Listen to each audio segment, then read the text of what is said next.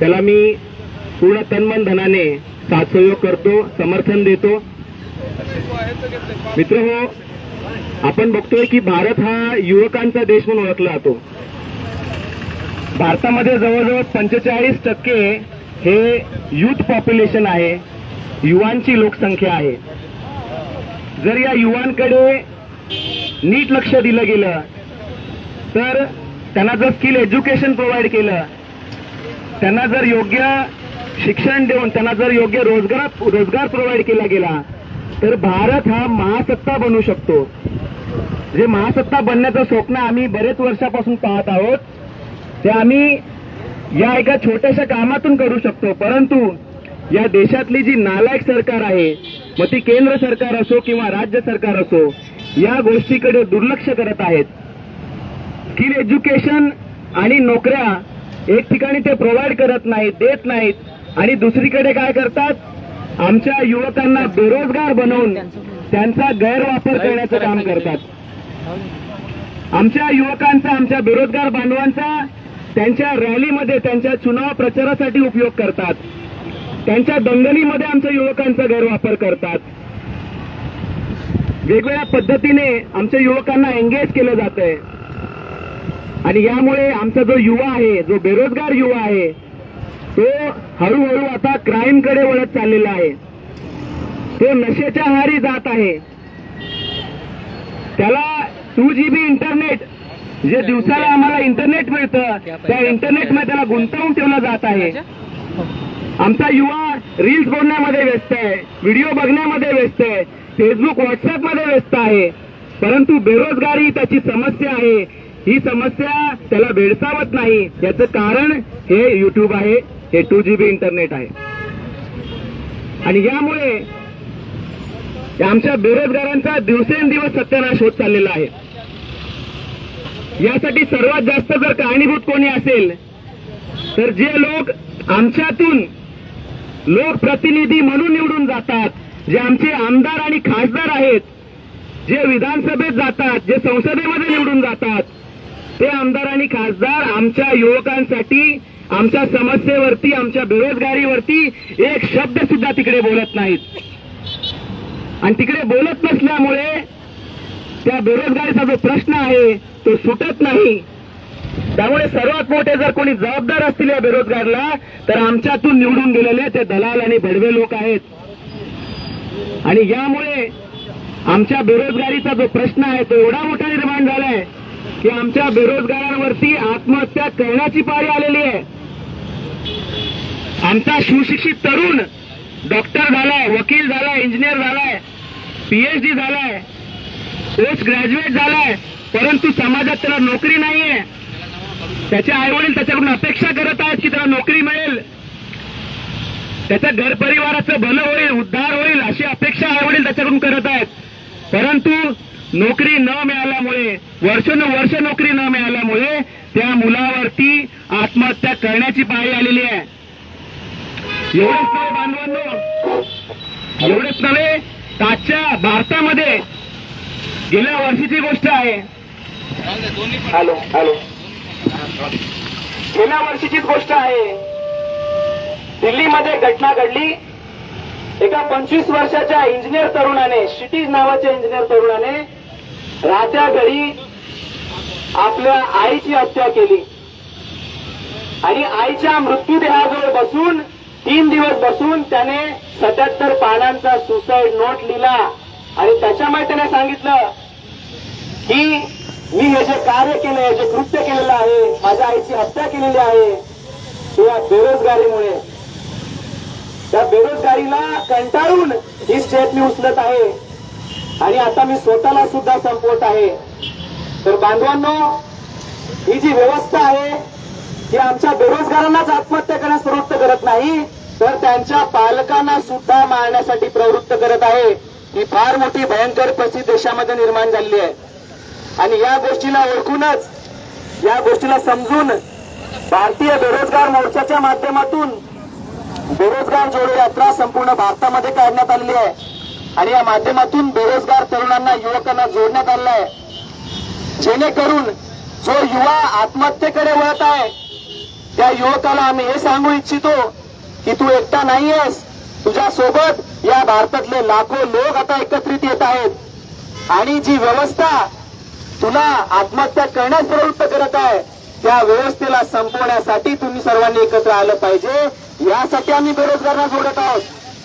यासाठी बेरोजगार जोडो यात्रा बांधवांनो काढली गेलेली आहे.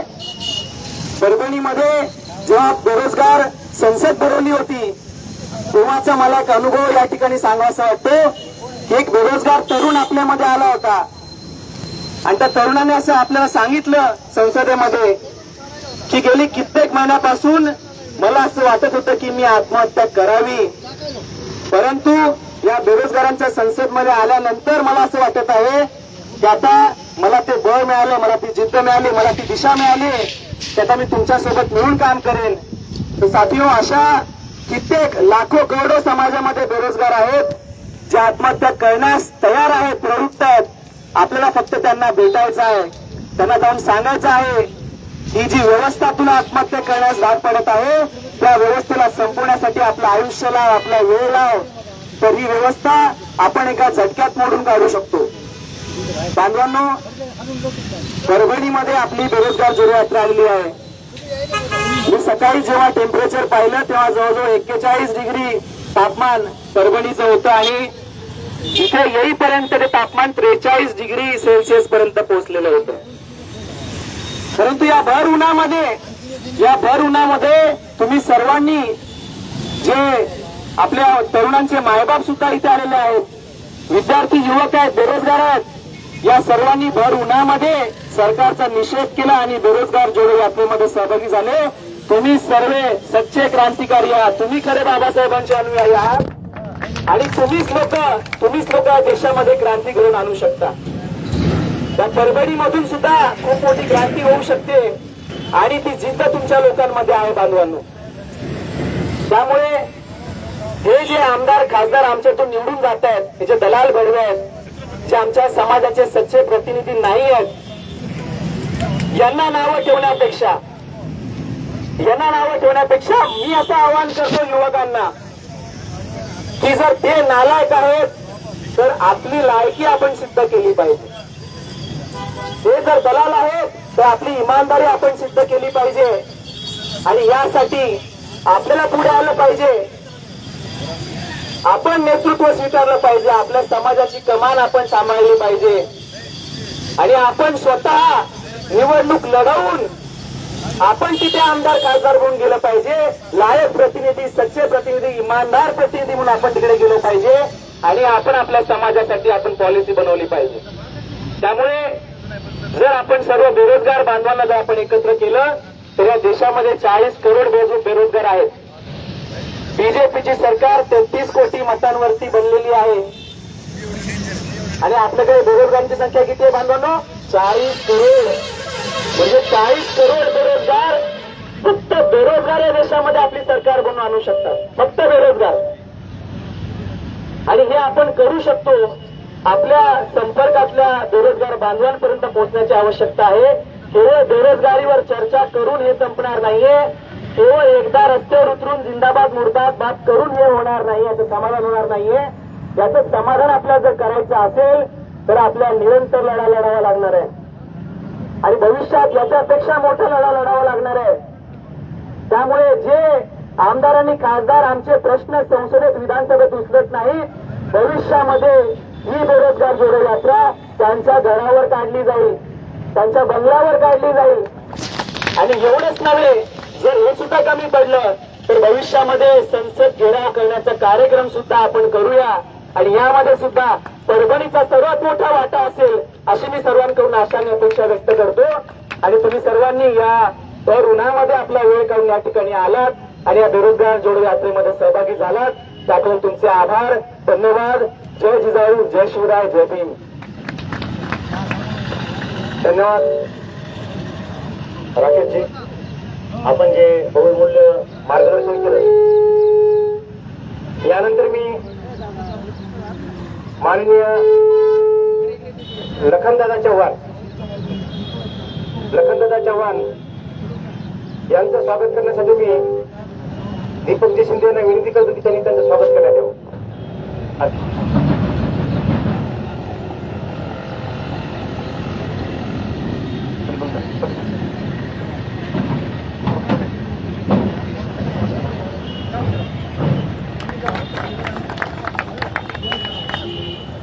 सर.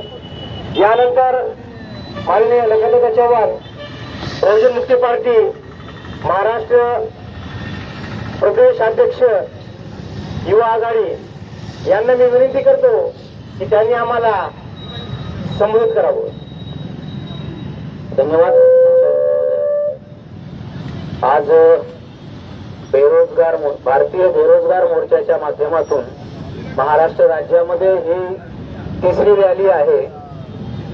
मुंबईपासून सुरू झालेले बेरोजगारांच्या संदर्भात बेरोजगारांच्या समस्या घेऊन संपूर्ण देशभरामध्ये ही जी परिवर्तन यात्रा बेरोजगार जोडो यात्रा सुरू झालेली आहे. सर्वप्रथम मी बहुजन मुक्ती पार्टीच्या वतीनं या भारतीय बेरोजगार मोर्चाच्या बेरोजगार जोडो यात्रेला जाहीर समर्थन देतो आणि या ठिकाणी जे आपले मुद्दे आहेत, ज्या आपल्या मागण्या आहेत, त्या मागण्यांनाही आम्ही समर्थन देतो. आज देशामध्ये हे जे सरकार आहे 2014 पासून केंद्रामध्ये आलेलं सरकार मला आजही आठवतंय. कदाचित बसलेल्या लोकांना आणि समाजातल्या लोकांना याची आठवण नसेल. 2014च्या निवडणुकीमध्ये हे जे केंद्राचं सरकार होतं ते केंद्राचं सरकार महागाई आणि नोकरीच्या विरोधामध्ये रोडावर येऊन डोक्यावर गॅस घेऊन युवकांना रोजगार देऊ म्हणून नाचू नाचू आंदोलन करत होतं.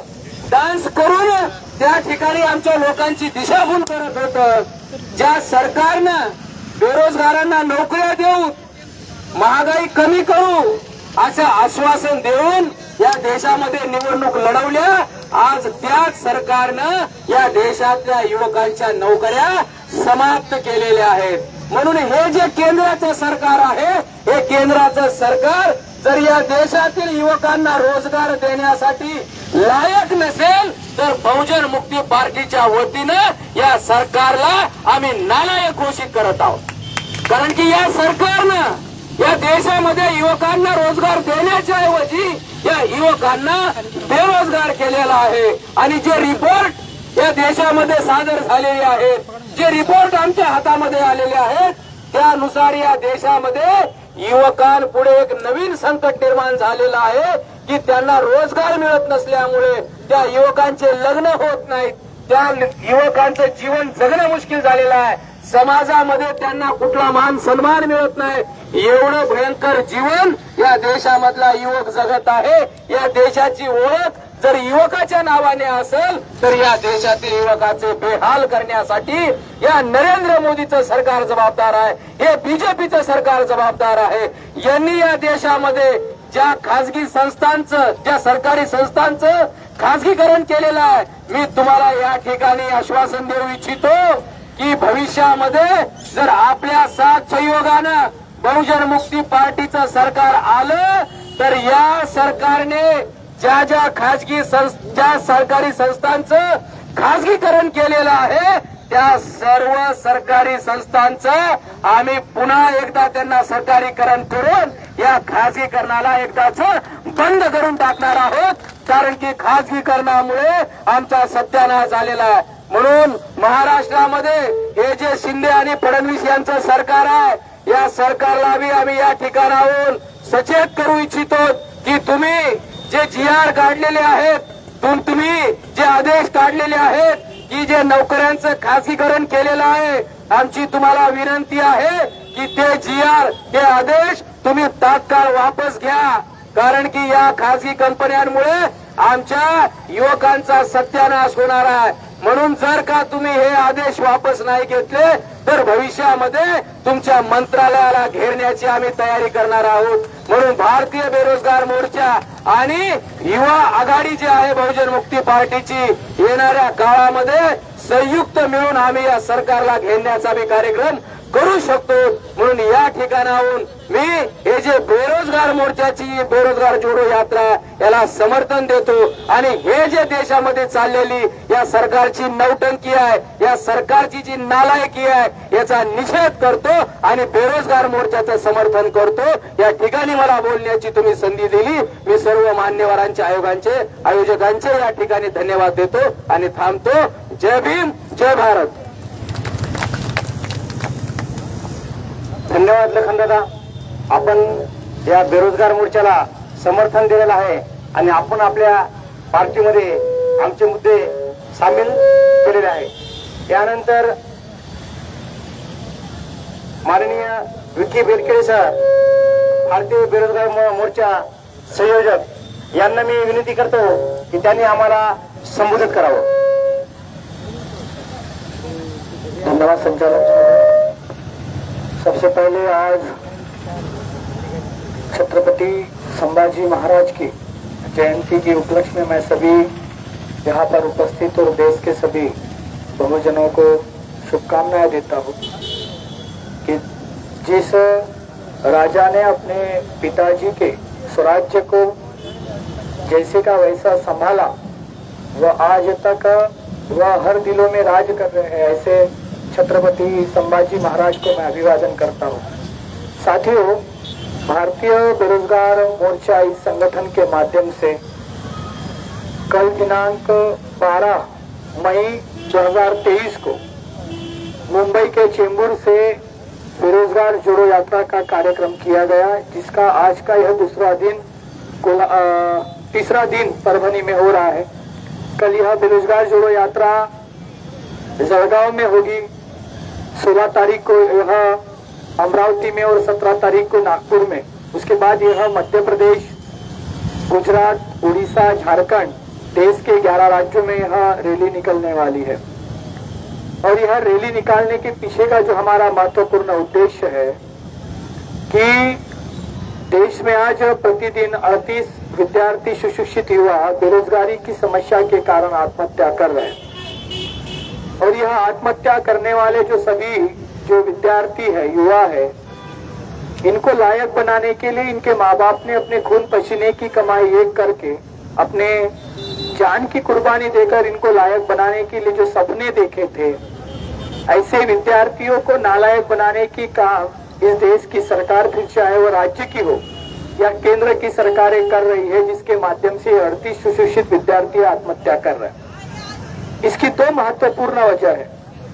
नंबर 1 कि हमारे विद्यार्थी युवाओं को ऐसा लगता है कि बेरोजगारी यह आर्थिकता से जुड़ा हुआ मामला है, लेकिन बेरोजगारी यह आर्थिकता से जुड़ा हुआ मामला नहीं है. संवैधानिक प्रक्रिया में, यानी संवैधानिक व्यवस्था में यह प्रतिनिधित्व से वंचित रखने का मामला है. जिस प्रकार से एमपीएससी और यूपीएससी की जो एग्जाम्स होती है, यह प्रशासकीय नौकरियों की एग्जाम होती है. और यह प्रशासकीय नौकरियों की एग्जाम होने के बाद में जो संविधान के अनुसार हमें जो प्रतिनिधित्व दिया गया है, डिसीजन मेकिंग करने का, लोकतंत्र में हमारा जो हिस्सेदारी दिया गया है, इन हिस्सेदारी से वंचित रखने का मामला है. अगर आप दिहाड़ी मजदूर हो, अगर दिहाड़ी मजदूर है जो मट्टी गोटे का जो काम करते हैं, आज उनको भी कम से कम 500 रुपए की रोजी मिलती है, मतलब 15,000 रुपए महीना होता है. तो 15,000 रुपए महीना जो दिहाड़ी मजदूर कमाता है, क्या उसको आर्थिक समस्या है? नहीं है. वो 15,000 रुपए में अपना घर पाल सकता है. फिर यह पढ़ा लिखा जो समाज है, यह समाज अपने बेरोजगारी को आर्थिकता से अगर जोड़ता होगा, तो यह सबसे बड़ी हमारे लिए चिंताजनक बात है कि हमारे विद्यार्थियों को अपने शिक्षा का जो उपयोग है वह अभी तक समझ में नहीं आया. और जो सरकार है, वो सरकार ऐसा प्रचार कर रही है कि देश में हमारे विद्यार्थियों में मेरिट नहीं है. हमारे देश का जो विद्यार्थी है वो मेरिटलेस है. और दूसरा प्रचार करती है कि इस देश में जनसंख्या बढ़ने की वजह से बेरोजगारी बढ़ रही है. ये 2 प्रचार में लाए गए सरकार के माध्यम से, व्यवस्था के माध्यम से, यह 2 प्रचार में लाए गए विषय है.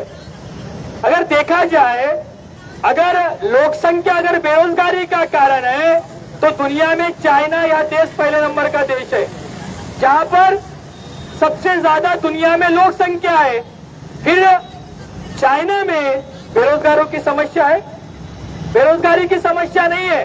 साथियों, मैं आप लोगों को एक जानकारी बताना चाहता हूं कि दुनिया में जितने भी देश है, इस देश को चलाने वाली एक संस्था है, उसको कहते हैं WHO, वर्ल्ड हेल्थ ऑर्गेनाइजेशन, और एक होता है UNO। इसका रिपोर्ट है कि किसी भी देश में अगर क्राइम को अगर रोकना है तो उस देश में 50,000 लोगों के पीछे 250 सुरक्षा कर्मी यानी कि पुलिस प्रशासन के लोग होना चाहिए। कितने लोग? 50,000 लोगों के पीछे। अगर आप आंकड़ों के हिसाब से देखोगे तो आज देश में लगभग 6 लाख लोगों के पीछे 250 पुलिस कर्मियों को नौकरी पर रखा गया है। कितना बड़ा बैकलॉग है।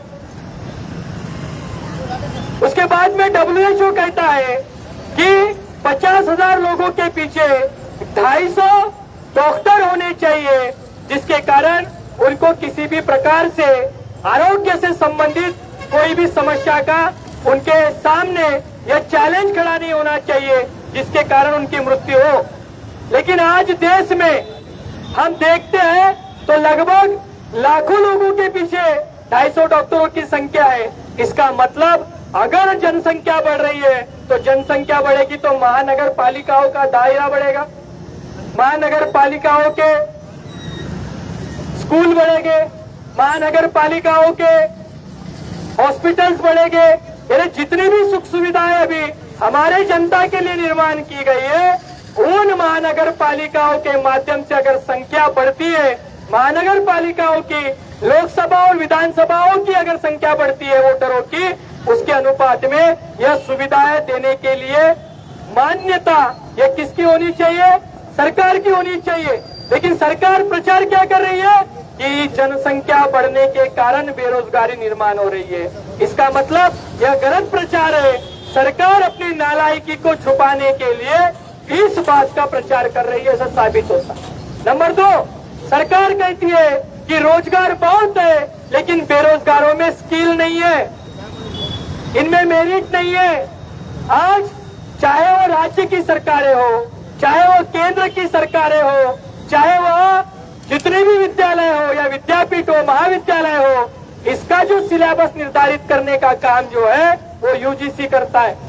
UGC यह भारत सरकार की संस्था है। UGC यह पाठ्यक्रम निर्धारित करता है और वही पाठ्यक्रम के आधार पर विद्यार्थी तैयार होता है। अगर वो विद्यार्थी तैयार होने के बाद में अगर उसमें किसी भी प्रकार से अगर स्किल नहीं होता है तो आरोप यह सरकार की जो UGC है, जो पाठ्यक्रम निर्धारित करता है, यह पाठ्यक्रम ही इसका कारण है कि हमारे बच्चों को स्किल डेवलप नहीं करने देना चाहता। फिर हमारे बच्चों को स्किल डेवलप क्यों नहीं करने देना चाहता है? तो साथियों, इसके पीछे बहुत बड़ी वजह है कि इस देश का जो विद्यार्थी है, इस देश का जो युवा है, इस देश के जो वर्तमान के बेरोजगार है, इनकी लायक सरकार यह केंद्र में और राज्य में बैठी नहीं है। अगर लायक बाप अगर घर में हो तो बच्चों को, अगर हमारा सगा बाप अगर घर में हो तो बच्चों को भूखा सोने नहीं देता, और अगर सौतेला बाप अगर घर में हो तो बच्चों को पेट भर खाने नहीं देता। अगर 38 सुशिक्षित विद्यार्थी अगर आत्महत्या कर रहे हैं तो इसका मतलब सिद्ध होता है कि सौतेले लोग हम पर राज कर रहे हैं। हमने जो 26 जनवरी 1950 में जो संविधान निर्माण हुआ, उसके पहले हमारे समाज में पढ़ा लिखा वर्ग नहीं था, उसके पहले हमारे समाज में अधिकारी वर्ग नहीं था, उसके पहले हमारे समाज में नेता वर्ग नहीं था। जो भी वर्ग निर्माण हुआ, चाहे वो अधिकारी वर्ग हो, चाहे वह नेता वर्ग हो, चाहे वह विद्यार्थी वर्ग हो, यह अगर पैदा हुआ होगा तो यह डॉक्टर बाबा साहब आम्बेडकर जी के निर्माण किए गए संविधान के माध्यम से 26 जनवरी 1950 के बाद में निर्माण हुआ। और 26 जनवरी 1950 को जो संविधान निर्माण किया गया, यह संविधान लोकतंत्र पर आधारित निर्माण किया गया। इसके प्रमुख हमारे उद्धार की जो महत्वपूर्ण जो अधिकार है, उसमें है शिक्षा का अधिकार, उसमें है प्रतिनिधित्व का अधिकार, उसमें है वोट का अधिकार। वर्तमान में सरकार ने सारा का सारा एजुकेशन प्राइवेट कंपनियों के हाथ में दे दिया। आज हमारे बच्चों को पढ़ाने के लिए हमारे पास में उतनी औकात नहीं है कि उनको डॉक्टर, प्रोफेसर, कलेक्टर और वकील हम बना पाए। पहले हमारे समाज में बिना पैसे से डॉक्टर पैदा हुए, आज एमबीबीएस की जो फीस है वो 80 लाख रुपए से 1 करोड़ रुपए की है, प्राइवेट स्कूलों में है। इसका मतलब क्या होता है? आने वाले समय में हमारे समाज में डॉक्टर, प्रोफेसर, कलेक्टर, वकील निर्माण नहीं होंगे। इसका मतलब हमारे समाज में अधिकारी वर्ग निर्माण होने वाला नहीं है। हमारे समाज का भला शिक्षा और प्रतिनिधित्व के वजह से हुआ। यह सारा का सारा शून्य इस सरकार ने कर दिया है। इस सरकार ने ही नहीं तो इसके पहले की सरकार ने भी किया है। जो महत्वपूर्ण अधिकार है, जो वोट देकर हम हमारे प्रतिनिधि चुनवा कर भेज रहे हैं, वो प्रतिनिधि संसद में नींद लेने का काम कर रहे हैं, हमारे समाज के अधिकारों की बात नहीं कर रहे। इसके लिए साथियों, यह संसद जो है, यह संसद संविधान को और लोकतंत्र को जीवित रखने के लिए बनाई गई है, लेकिन यह संसद में हमारे विरोध में काम हो रहा है। इसीलिए भारतीय बेरोजगार मोर्चा के माध्यम से हम लोगों ने रास्ते पर संसद निर्माण करने का कार्यक्रम किया। वो क्यों किया? हमारे महापुरुष कहते थे, जाओ अपनी घरों की दीवारों पर लिखो, तुम इस देश की शासन करती जमात हो। हमारे समाज के पढ़े लिखे लोगों ने अपना education, my education for my career लिया और अपने शिक्षा का उपयोग अपने व्यक्तिगत उद्धार के लिए किया, जिसके कारण समाज शासक नहीं बन पाया। समाज में शासक बनने की सोच पैदा करने के लिए हमने बेरोजगारों की संसद का कार्यक्रम लिया और बेरोजगारों की संसद का कार्यक्रम देश के 11 राज्य के 25 बड़े शहरों में हमने किया। और यह कार्यक्रम खत्म होने के बाद में हमने बेरोजगार जोड़ो यात्रा यह निकाली है। यह बेरोजगार जोड़ो यात्रा एक मकसद के लिए निकाली है। हमारे बाप ने कहा, जाओ अपनी घरों की दीवारों पर लिखो, तुम इस देश की शासन करती जमात हो। यह बेरोजगारों की संसद और बेरोजगारों की जोड़ो यात्रा यह हमें शासन करती जमात बनने के लिए निकाली है। इसकी शुरुआत आज तीसरा दिन है। यह देश जलने वाला है। आने वाले समय में देख लेना साथियों, यह बेरोजगारों की समस्या के ऊपर में इतनी बड़ी क्रांति होने वाली है। जिस प्रकार से श्रीलंका में युवाओं ने क्रांति करके दिखाई, वो क्रांति पुनर्जीवित हमें भारत में करनी है। संत तुकडोजी महाराज कहते थे, कागदाचा देव त्याला आगीचा बेव, देव अशाने भेटायचा नाही रे, देव बाजारचा भाजीपाला नाही रे। अरे परिवर्तनाचा कार्यकर्ता हा उन्हाला भेणारा नाही रे, पावसाला भेणारा नाही रे, हा कुठल्याही परिस्थितीमध्ये कोणासमोर भेणारा नाही रे, हा परिवर्तनवादी आहे। म्हणून आज 41च्या असो किंवा 43च्या टेम्परेचर मध्ये तुम्ही सर्व इथे उपस्थित आहात। आम्ही कागदाचे, आम्ही मातीचे कार्यकर्ता नाही, आम्ही जिवंत कार्यकर्ता आहोत। आजादी अशाने भेटायची नाही रे, आजादी फुकटात भेटणार नाही रे, आणि आम्हीच आजादी मिळवणार आहोत। आणि या संकल्पनेतून तुम्ही सर्व एवढ्या उन्हामध्ये उपस्थित झाले म्हणून तुमचं मी धन्यवाद देतोय। आणि येणाऱ्या काळामध्ये राष्ट्रीय स्तरावरती आम्ही युवकांना एकत्रित करून आपलं स्वातंत्र्य आंदोलन आणि आपल्या बेरोजगारीची समस्या संपवण्याकरिता कटिबद्ध आहोत। तुम्ही जेव्हा जेव्हा आम्ही हाका मारली तुम्ही याल अशी आशा आणि अपेक्षा करतो। तुम्ही मला ऐकून घेतलं त्याकरिता आभार, धन्यवाद। जय संविधान, जय भीम। धन्यवाद सर। आपण जो एकदम महापुरुषाच्या विचारातला आपल्याला जे हक्काधिकार सांगितला, कधी पण तुम्ही आवाज करा असं म्हणतात, जगात जर्मनी आणि भारतात परभणी, तर परभणीकर कधी यासाठी आम्ही तयार असू। यानंतर माननीय सिद्धांतजी मौर्य, भारतीय बेरोजगार मोर्चा राष्ट्रीय प्रभारी, यांना मी विनंती करतो की त्यांनी आम्हाला संबोधित करावं। माननीय सिद्धांत मौर्य सर, आप आगे बढ़ो, हम तुम्हारे साथ हैं। धन्यवाद। मौर्य सर, आप आगे बढ़ो, हम तुम्हारे साथ हैं। संचालक महोदय, साथियों, भारतीय बेरोजगार मोर्चा के बनर्तले हम लोग आज परभनी में बेरोजगार जोड़ो यात्रा अर्थात रैली निकाले।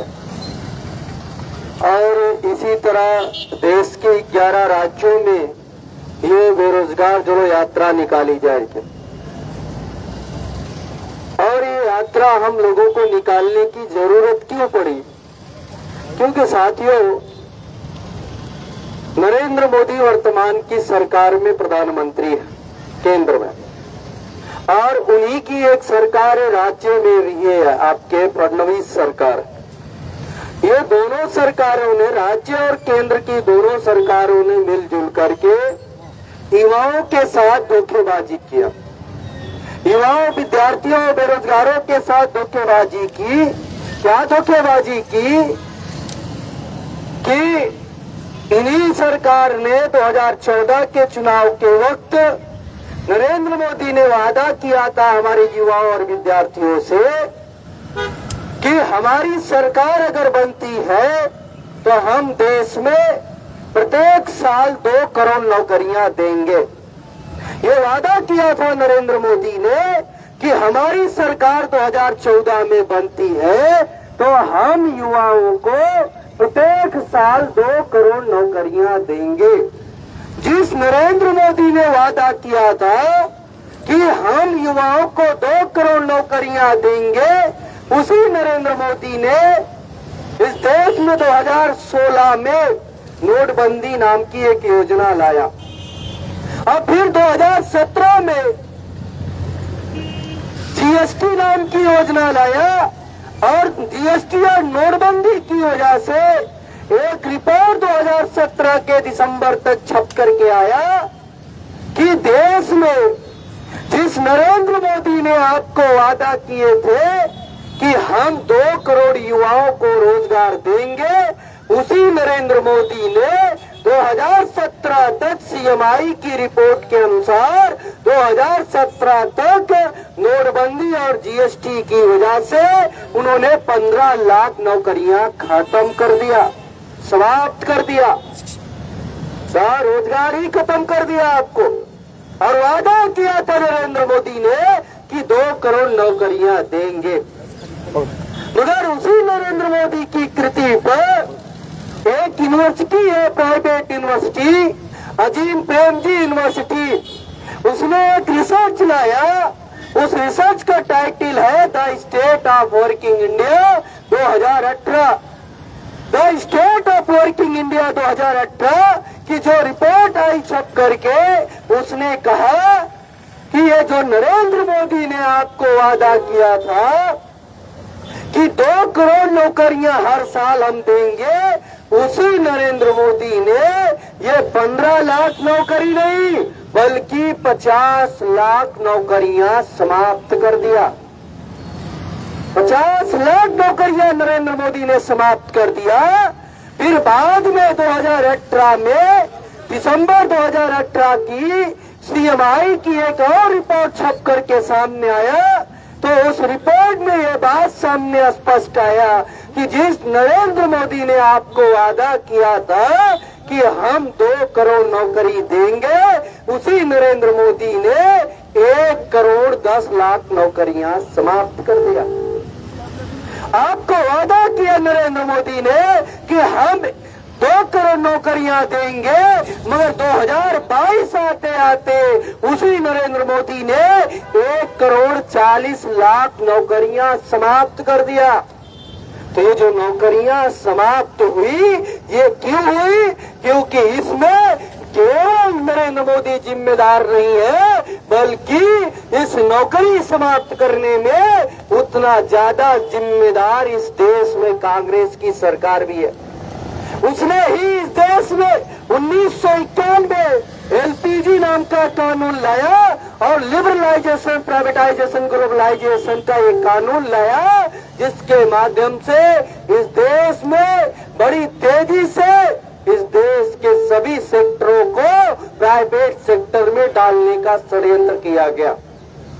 यह प्राइवेटाइजेशन किया गया, और प्राइवेटाइजेशन इतना खतरनाक हो गया कि साथियों, नरेंद्र मोदी ने चुनाव प्रचार के वक्त 2014 के चुनाव के वक्त नरेंद्र मोदी एक चीज आप लोगों को कहते थे कि भारत मेरी माँ, कहते थे नरेंद्र मोदी कहते थे कि भारत मेरी माँ है, सौगंध इस मिट्टी का मैं भारत माँ को बिकने नहीं दूंगा।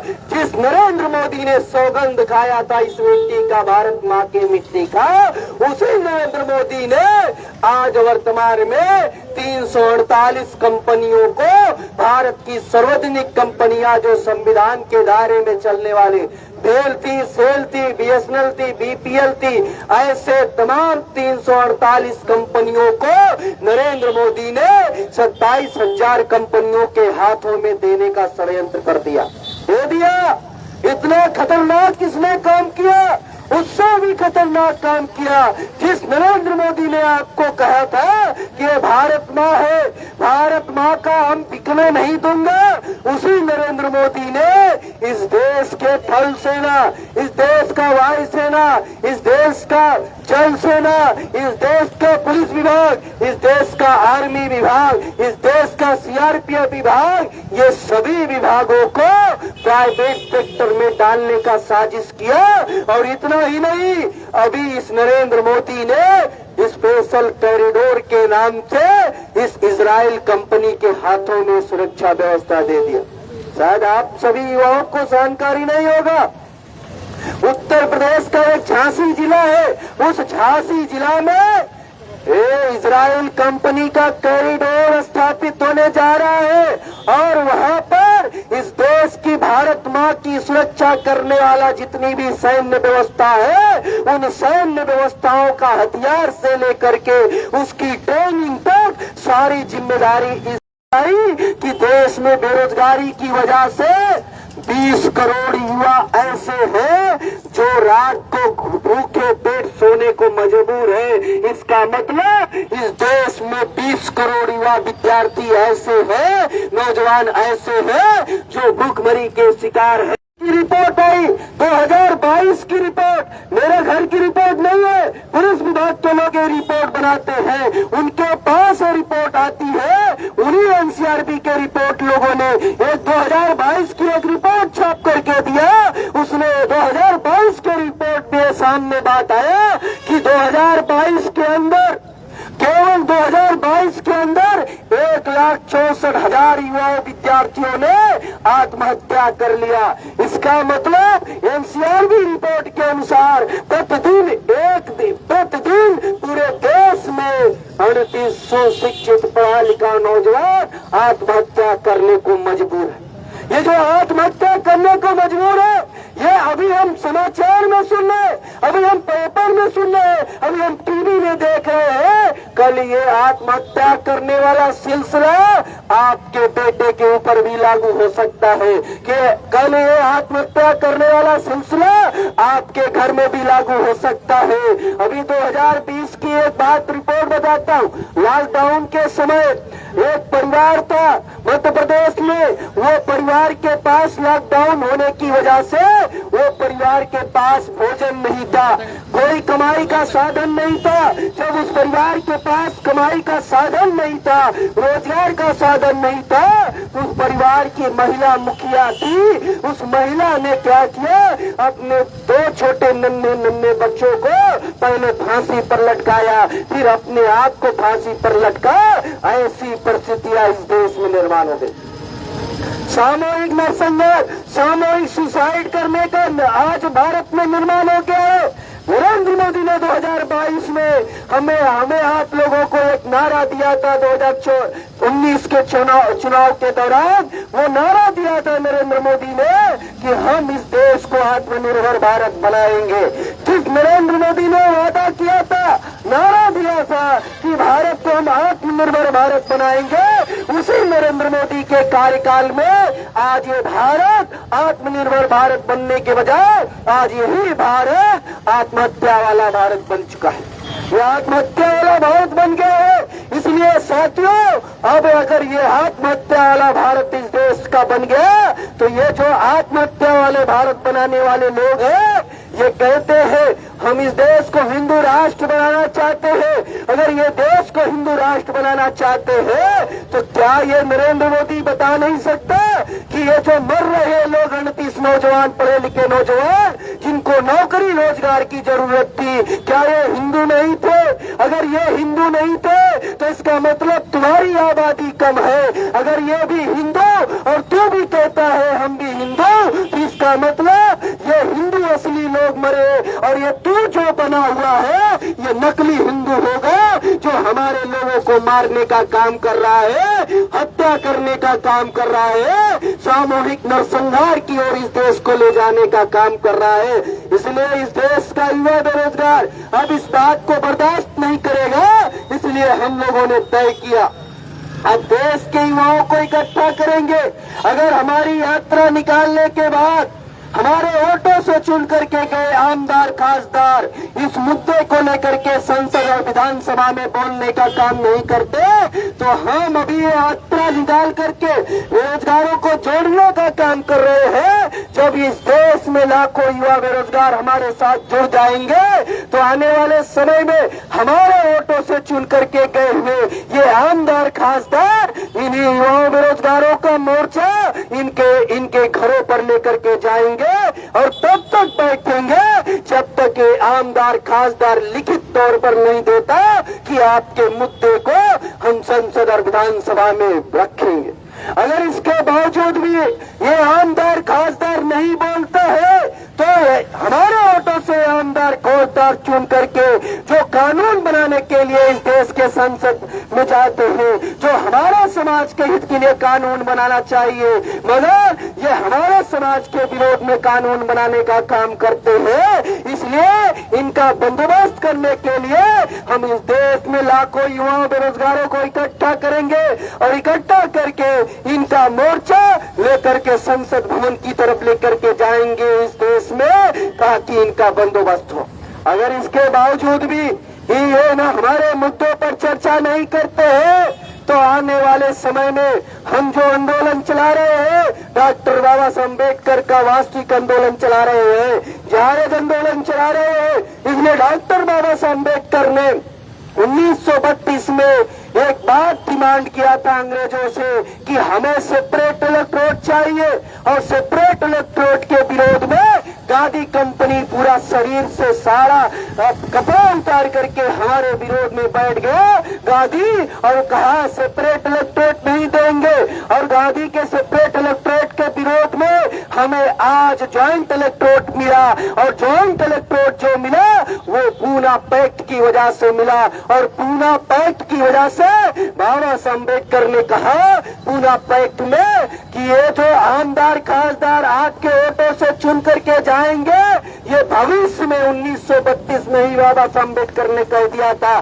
कि आने वाले समय में ये पूना पैक्ट से जो आमदार खासदार चुन करके जाएंगे ये आपके वास्तविक प्रतिनिधि नहीं होंगे बल्कि आपके समाज के चुन करके गए हुए ये देश के दलाल और भड़वे होंगे।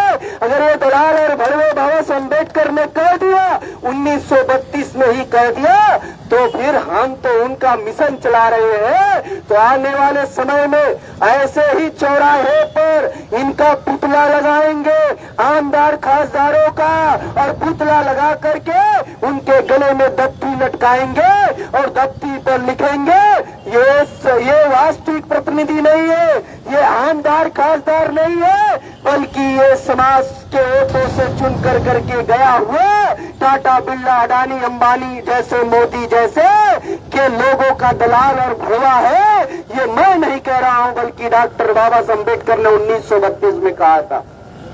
तो इनका ऐसे बंदोबस्त हम लोग करेंगे। इसलिए साथियों हम लोगों ने ये भारतीय बेरोजगार मोर्चा के बगतले ये यात्रा निकाला। अभी आप सभी लोग इस परभनी जिले में आप सभी लोग इस यात्रा में सहभाग हुए, आप सभी लोगों ने बढ़ चढ़ करके हिस्सा लिया। इतने ज्यादा धूप के बावजूद गर्मी के बावजूद भी आप लोग यहाँ पर ईमानदारी से इस आंदोलन को सफल करने के लिए बैठे हुए आप सभी परभनी के जिला के और इस एरिया के संबंधित जिले को भी आप सभी लोगों को बहुत बहुत धन्यवाद हम देते हैं अपने संगठन की तरफ से। साथियों अभी हम लोग ये जो यात्रा लेकर के आए हैं इस यात्रा में हम लोग देश भर में ऐसे 25 जगह यात्रा लेकर के जा रहे हैं। तो राष्ट्रपति के नाम से राष्ट्रपति को हम लोग जिलाध्यक्ष के जिलाधिकारी महोदय के द्वारा राष्ट्रपति महोदय को हम लोग ज्ञापन सुपुर्द करेंगे। अभी हमारे कुछ डेलीगेट्स 10-15 डेलीगेट्स जाएंगे और वहां पर जिलाधिकारी महोदय को ज्ञापन दिया जाएगा। वो ज्ञापन के कुछ मुद्दे हमारे पास है, वो मुद्दे 12 मुद्दे को लेकर के हम लोग ये ज्ञापन कर रहे हैं। ये 12 मुद्दे को लेकर के ज्ञापन कर रहे हैं। इस 12 मुद्दे में सारा मुद्दा युवा और बेरोजगारों से संबंधित मुद्दा है। तो अभी ये डेलीगेट्स जाएगा जिलाधिकारी महोदय के पास और हम इस जिले के परभनी जिले के जिलाधिकारी महोदय से अपील भी करेंगे इसके साथ कि महोदय आप ईमानदारी पूर्वक विद्या जैसे नरेंद्र मोदी ने हम लोगों के साथ धोखा कर रहा है, वैसा हम आपसे अपेक्षा नहीं करते हैं कि आप भी ईमानदारी पूर्वक ये राष्ट्रपति महोदय को ये 12 मुद्दों वाला हमारा मांगे आप राष्ट्रपति महोदय को जरूर पहुंचाने का काम करें। और इसी के साथ राष्ट्रपति महोदय जो हमारे समाज से चुन करके गई हुई है, जिस समाज के लोगों को तन पर कपड़ा पहनने का अधिकार नहीं था, जिस समाज के लोगों को घृणा किया जाता था, आज संविधान के बदौलत बाबा साहब अम्बेडकर के संविधानों के बदौलत आज हमारे ही समाज से आदिवासी समाज से वोट चुन करके ये राष्ट्रपति बनी हुई है। इसलिए राष्ट्रपति महोदया से भी हम निवेदन करेंगे कि इसे त्वरित तौर पर एक्शन लिया जाए ताकि हम युवाओं के साथ जो अन्याय अत्याचार हो रहे हैं और ये अन्याय अत्याचार की वजह से युवा मजबूर हो रहा है आत्महत्या करने के लिए, युवा मजबूर हो रहा है जिनोसाइड करने के लिए, सामूहिक नरसंहार करने के लिए। जो युवा इस देश का विकास के लिए भागीदारी होता, जो विद्यार्थी इस देश के विकास के लिए भागीदारी होता, आज वही युवा इस देश के विनाश के लिए भागीदारी में वो शामिल हो गया। इसलिए आप दोनों महोदय से यही निवेदन करते हुए हम अपनी बात विराम करते हैं कि ईमानदारी पूर्वक इस पर अमल किया जाए। आप सभी लोग अमल करेंगे, ये दोनों अधिकारी हमारे अमल करेंगे, राष्ट्रपति महोदय अमल करेंगी और जिलाधिकारी महोदय भी इस पर संज्ञान लेंगे, ऐसा हम उनसे अपील करते हुए। और आप सभी परभनी के जिला के आप सभी लोग हमारे योद्धा साथी यहाँ पर मौजूद हुए और इस यात्रा में हमें साथ सहयोग दिया। आप सभी लोगों को बहुत बहुत धन्यवाद। जय भीम। धन्यवाद सर। आपने ये जो यात्रा है, यात्रा का महत्व बताकर हमारा और मनोबल बढ़ाया है और हम ज्यादा से ज्यादा युवा तक पहुंचने की कार्य करेंगे और ज्यादा से ज्यादा आपके इस आंदोलन में भाग लेंगे। ये हम आपको शब्द देते हैं।